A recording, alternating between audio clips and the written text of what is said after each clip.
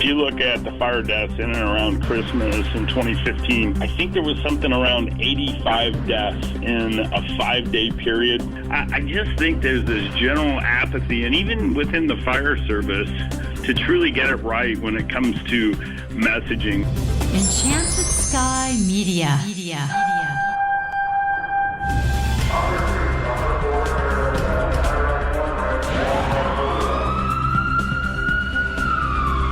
From the Federal Resources Studio, this is Code 3, the Firefighters podcast, hosted by award-winning journalist Scott Orr. Code 3 features interviews with leading members of the fire service, discussing firefighting strategy, tactics, and other topics you need to know more about. Now, here's Scott. That's right, and I will not let Parkinson stop me. Thank you for joining me again here on Code 3. This is the show for and about firefighters. We're informing and entertaining members of the fire service, just like you, from coast to coast. It's been over 70 years since President Harry S. Truman issued the first presidential report that told citizens how to survive a house fire. But 7 decades later, people still don't seem to give fire the respect it deserves. They will go back into a burning home to save pets or even property. And they still won't change smoke alarm batteries or call the fire department to do it for them, even when they live in a city where firefighters will do it for free. Why is this? Here to give us some possible answers and solutions is Ray Reynolds. He's the Director of Fire EMS for the Nevada-Iowa Fire Department and a member of the IAFC's Fire and Life Safety Section Board. Ray Reynolds, welcome to Code 3. Hey, it's my pleasure to be here, Scott. You noted in your article for the IAFC that dollar losses and fire deaths are rising. Given that fire departments are responding to fewer fires, this seems counterintuitive. Why is it happening? Well, we started to notice a trend as far back as 2006 in our state. When I was a state fire marshal in Iowa, we started contacting our burn center and saying, what kind of numbers are you seeing here? And throughout the years, we were seeing a general increase in injuries up to about 2012. We had kind of an anomaly year where everything really went low, and we thought we were on a good trend.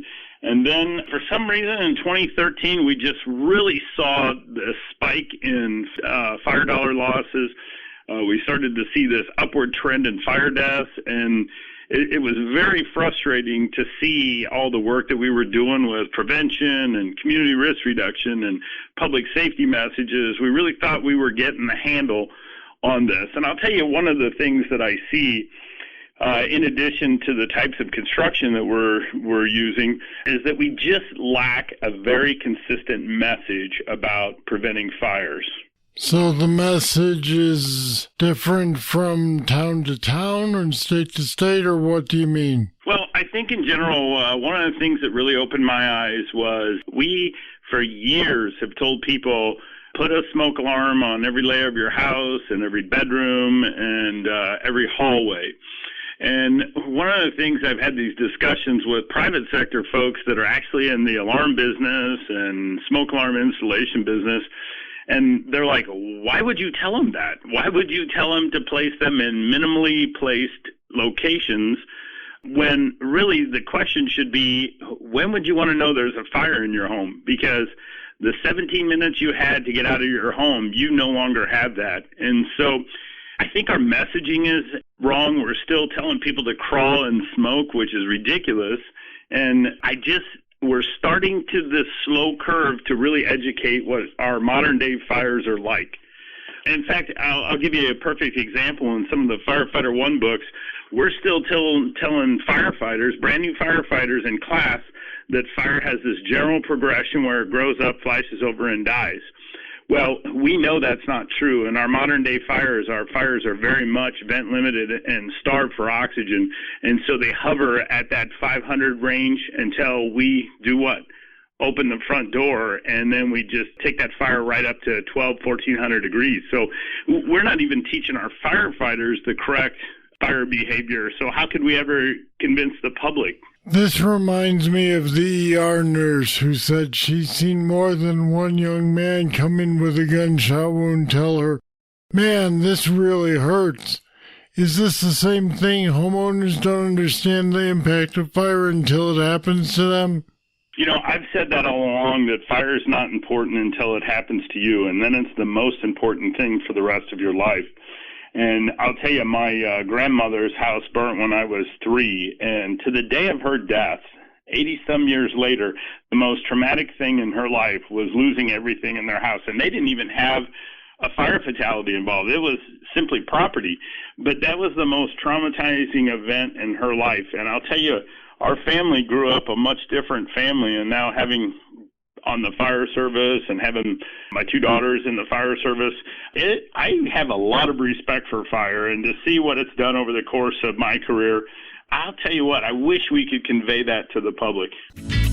I'll be back with more right after this. When that call comes in and you rush to head out, the last thing you're thinking about is your safety. But your safety is all Federal Resources thinks about. At Federal Resources, we work to make sure that every responder is equipped, trained, and ready to come home safely. You look out for everyone else. Let us look out for you. Learn more at federalresources.com.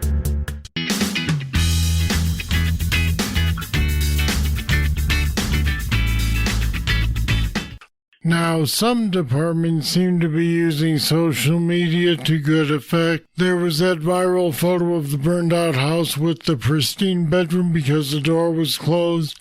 Is this the kind of thing we need? I do believe social media is part of the answer, but I'll paraphrase and give you another one.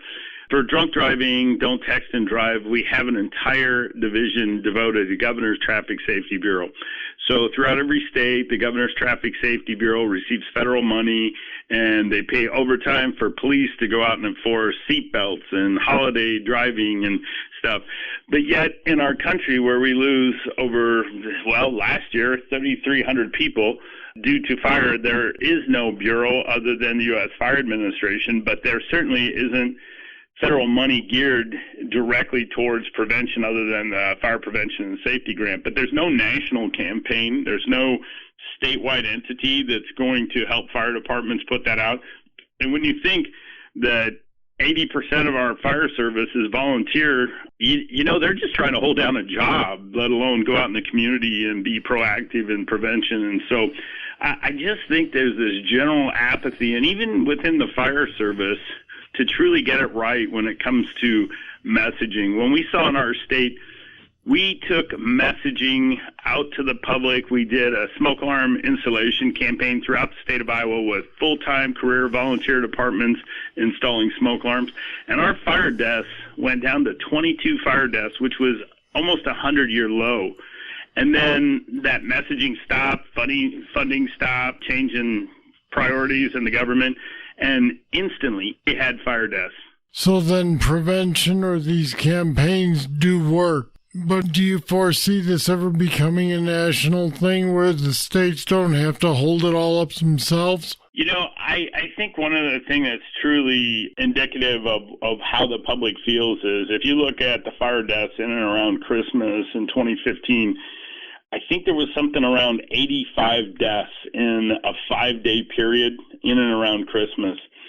You know, when I was an early youngster, when the Ford Explorer had the tire issue, they had Senate hearings. They recalled millions of tires. There was such outcry over initially 7 people dying because of tires. And we see 7 people die in our country almost weekly, and yet you don't have the same outrage that you have over something else as simple as driving down the road. Well, the obvious question is, why is that? Why aren't we outraged? Is fire just seen as something that's inevitable? You know, that's a really good question, Scott. I've been trying to put my finger on it, and I think, you know, one of the things is the fire service needs to own community risk reduction. We need to have partners on board like doctors and medical clinics and the public in general, social groups, Rotary, JCs. People need to be pulling the prevention and community risk reduction banner the same direction. We have gone so far as to our AEDs are placed in police cars. We're looking at a grant to track AEDs where, the IAFC is doing a really great program with the alerting on cardiac arrests. And so if you're trained to do CPR, you get an alert on your app. And, it's interesting, Scott. I went to an Iowa State basketball game last night, and they have an app that will program your phone to synchronize flash the lights in the entire crowd.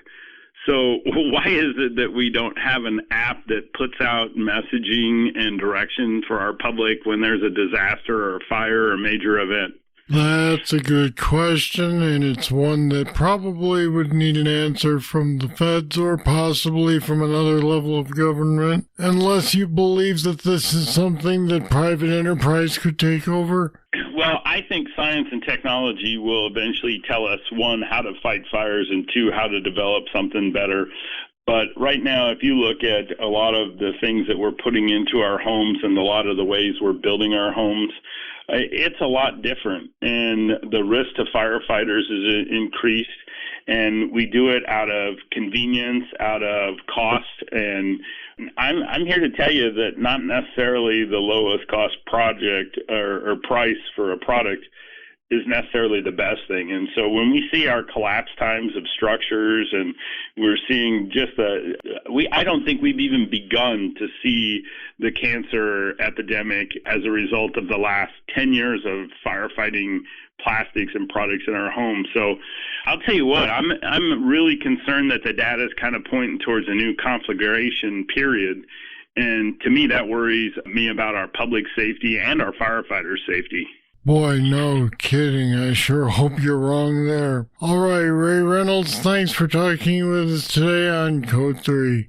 Absolutely, Scott. It's been my pleasure. And as you can tell, this is a topic that I'm very passionate about. And I'll just leave you with this. Boy, check your smoke alarms. Do an evacuation drill with your family. And even as a firefighter, I think you're going to find that you're a much safer person by having your family know that. And we put some more information about educating the public on fire safety on our website at code3podcast.com/education. Check it out. Now, here comes your trivia question. At what concentration level are disorientation, unconsciousness, and even death possible from carbon monoxide poisoning? I'll have the answer right after this. If you like Code 3, you'll love the Code 3 Bull Session. It's more discussion with our guests on any topic. Sometimes it's serious. Sometimes it's not so serious. But it's only available to patrons of Code 3. Find out what you've been missing. Go to code3podcast.com/support. Pledge just $10 a month to support Code 3, and you'll get immediate access to all the Bull Sessions in our library and future interviews as we post them. Become a patron today, support the show, and get access to the Code 3 Bull Sessions. Here's your trivia answer. The question was, at what concentration level are disorientation, unconsciousness, and death from carbon monoxide poisoning possible? The answer is 150 parts per million. All right, that's it. That's all for this edition of Code 3. Love to hear what you think of the show. Just email me, scott@code3podcast.com. Thank you for listening. I'll be back next time with more. Hope you'll be with me then. I'm Scott Orr, and until then, stay safe. Code 3 is made possible through the generous support of Federal Resources. Visit them at federalresources.com. This show is a production of Enchanted Sky Media. To contact us, get more information on today's show, or to subscribe to the podcast, go to code3podcast.com.